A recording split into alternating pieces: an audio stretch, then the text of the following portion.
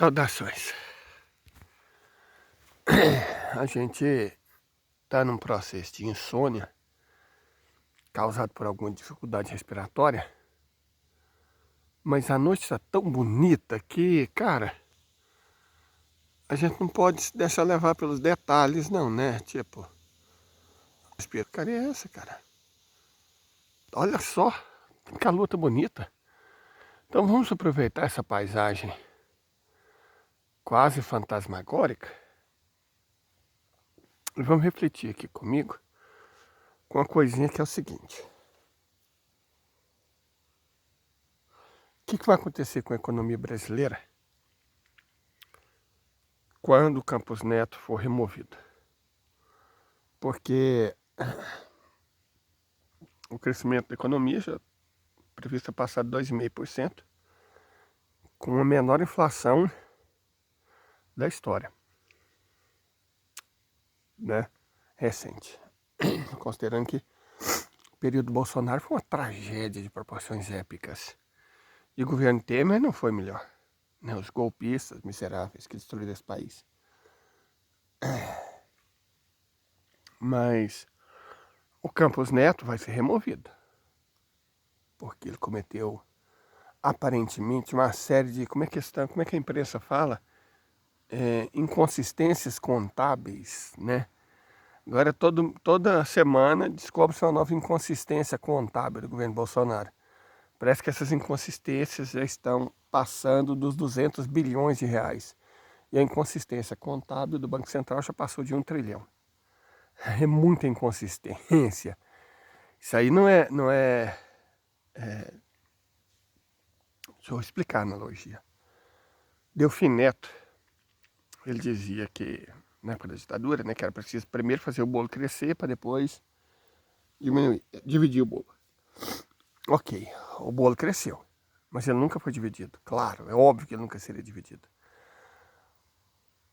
O que acontece é que, sob o Campos Neto, o Banco Central, ele não fez crescer o bolo, ele fez crescer uma gelatina, né? Para esse nível de inconsistência, é uma gelatina. E por mais que as instituições brasileiras sejam feitas para proteger facínoras, existe um limite. E esse limite foi ultrapassado pelo governo Bolsonaro em todas as esferas possíveis.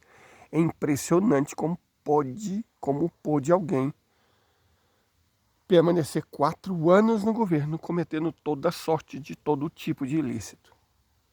Quando você pensa que a Dilma caiu por uma... Você tiver que inventar uma bobagem, né? E você pensa o tanto de coisa que o Bolsonaro fez e não foi deposto. Então é óbvio que o nosso sistema falha e falha miseravelmente. Falha miseravelmente. Mas isso não responde a pergunta. Quando o Campos Neto for removido e o Banco Central voltar à normalidade, uma taxa de juros aceitável, a economia vai bombar.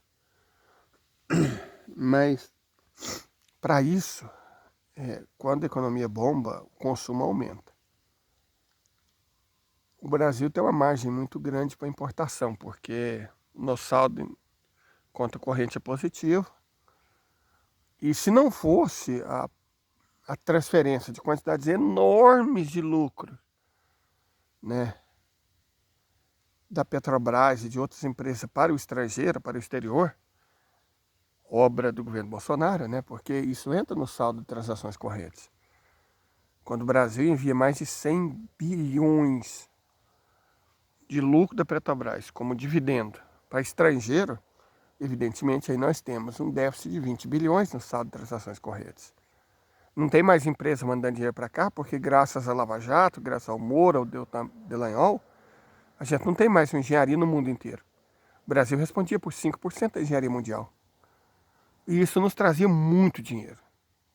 Certo? Agora não tem mais. O fantochezinho lá da CIA destruiu nossa engenharia. Então a gente recebe muito pouco de fora. A gente paga cada vez que você assiste um Barbie, cada vez que você assiste um Oppenheimer, cada vez que você assiste né, de um dragão, de um mundo fantasioso, de um Marvel, de um DC Comics, você está pagando para os Estados Unidos. Direitos autorais. E não é pouca coisa, não. Não é pouca coisa. Cada vez que você ouve uma Taylor Swift, você está pagando dinheiro para os Estados Unidos. Então o Brasil gasta muito pagando direito para os Estados Unidos. E não satisfeito, graças primeiro ao Temer, né, que abriu a possibilidade, e depois ao Bolsonaro, que efetivou ela, nós passamos muito dinheiro que era nosso, que podia ter tranquilamente ficado inteiramente no Brasil, e mais, se transformado em lucro, nós passamos para eles. Certo? Mas nós não temos saldo em conta corrente, porque nossas exportações são muito altas. Mas esse é o problema. A gente vai importar eternamente. Quer dizer, quando a economia voltar a crescer, o Brasil tem capacidade industrial. Precisamos pensar nisso urgentemente, numa política industrial que permita a nossa economia crescer com sustentabilidade.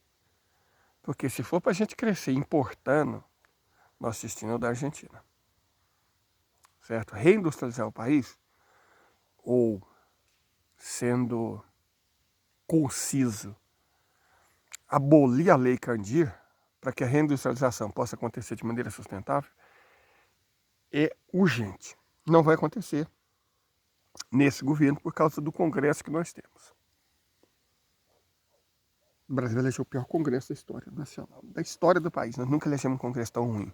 E vamos pagar por isso, é óbvio, né? Vamos pagar caro por isso. Mas é torcer para o Lula fazer o impossível, certo? Porque a gente de fato precisa crescer, precisa dar oportunidade para os jovens. Tem muito neném, certo? Pessoa que não está nem trabalhando nem estudando. E eu vi um caso de uma faculdade da Universidade Federal do Triângulo Mineiro, uma das melhores do país, em que um determinado curso, teve apenas um candidato, uma vaga preenchida. Quer dizer, o jovem brasileiro, parabéns, reforma do ensino médio. Parabéns, parabéns, Temer. O jovem brasileiro desistiu de estudar. As consequências disso serão dramáticas no futuro. Então a gente tem que reverter 6 anos de destruição. Tem que abolir todas essas leis horrorosas que esses miseráveis colocaram. E tem que fazer isso urgentemente, por bem da nossa gente e do nosso futuro. Ok? Boa noite, muito obrigado. Saudações.